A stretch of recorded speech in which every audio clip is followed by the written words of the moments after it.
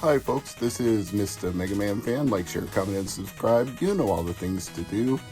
Some of you may know I'm a Dreamcast enthusiast. I have showed off my modded Dreamcast in a previous video, but I had not picked this up until that was modded, and this is called the VM2. It is considered to be the best memory card replacement for the original Dreamcast.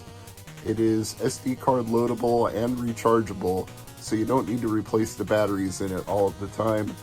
And you can load your own saves or back up your current saves, whatever you want to do. This lets you do it all, but how good is it? Is it worth the price?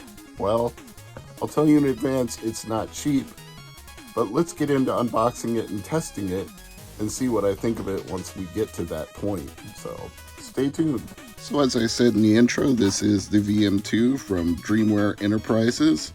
It's north of 100, and I'll put the actual amount I paid either in the title or description, but if you're a serious Dreamcast enthusiast, this is an investment. Initially, this was crowdfunded. I believe it wasn't Kickstarter, it was one of Kickstarter's competitors. But when the second wave was announced, you could order it directly from the manufacturer. And I believe part of the high price is that these are manufactured by hand. These aren't something that you can just walk into a retro store and buy.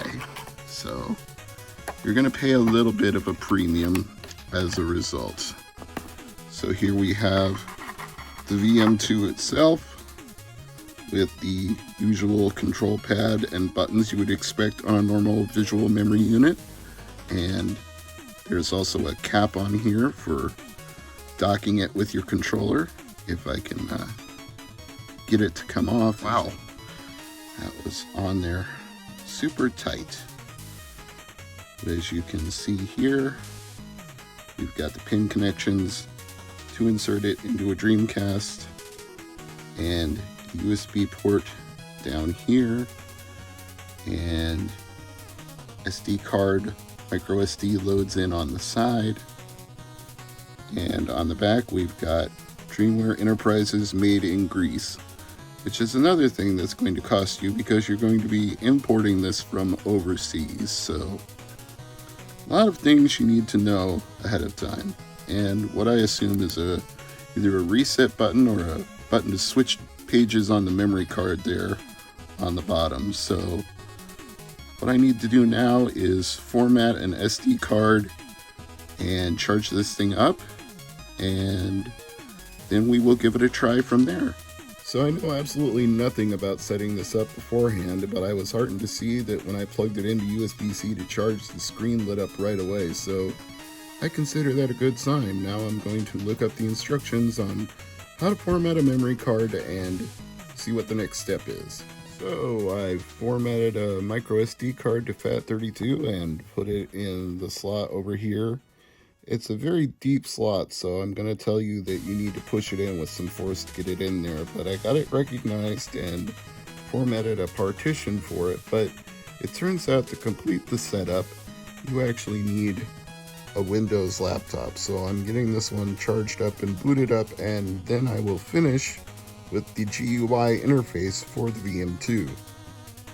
So this process took me longer than I expected it to, mostly because I have a Windows PC that is ancient and old, but I did manage to back up all of my VMU saves on this VMU, and not the fullest VMU I had, but it was one that I could at least test with. So I've got all the files copied over to it now. I'll pan up this camera a little bit so you can see what's on the television. By the way, the VM2 actually casts what's showing on the display of your device to your laptop. So if you're streaming and you want like your Sonic 2 interactive game elements from the VMU displayed in your stream, you can actually do that. But as you can see here, all my files have been copied over, and I've got Sonic Adventure loaded in here, so I'm gonna try actually saving a game to the VMU, and I'll be able to hold it up and show you what it's doing. As you can see, Sonic Adventure is recognized by the VM2, so I consider that an excellent sign.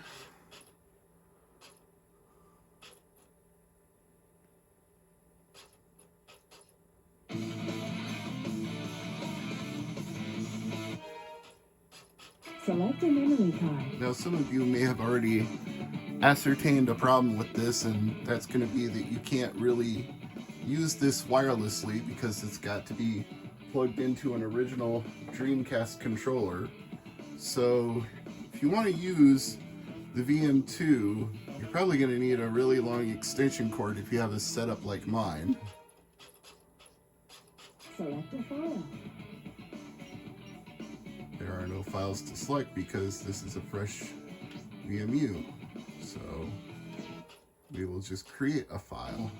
And now that I've got a file on here, I can show it to you by scrolling up or down using the D-pad, and there are my Sonic Adventure save files for game progress and system settings. And you can also do VMU games by either copying them over to the SD card or creating them in-game with your game saves, and they will be on your VMU. So this is fully functional like the original Sega Dreamcast visual memory unit. It just doesn't take the old style batteries, the watch batteries, the what do you want to call it, the cell batteries, I think is the word I'm looking for. So you can just charge this via USB-C, and you'll be able to use it again and again and again and not worry about your batteries running out. So very nice overall. I think the customizability will be great for a lot of people who want to load up saves from the internet or backup saves they already have, or just play VMU games on the go. There are a lot of different options for this VM2, but it is a steep price at 120 euros, so I'm going to freely admit this is not for everybody. I like it. I think it's a very cool device, and the backlit screen is a heck of a lot easier to see than the old style non-backlit control. And I also think it's going to be much more durable long-term, considering it can hold multiple pages of saves. You could even have one page for each saved game as opposed to having them all on one save file. So do it however you want, but keep in mind it is not inexpensive, and competitors may come along with a more budget-friendly option in the future. There are several in the works. Don't know what they're going to be priced at yet, but this is the introduction to the idea of a homebrew visual memory unit. It's not the beginning nor the end of the process. There will be many more innovations in this field going forward, but I've really got to thank Dreamware for getting us started on this, because if they hadn't done it, nobody else would. So somebody had to be the pioneer in this field and create a rechargeable visual memory unit with a backlit display that takes micro SD cards. Somebody had to do it first. I'm Mr. MegaManFan, and as always, thank you for watching.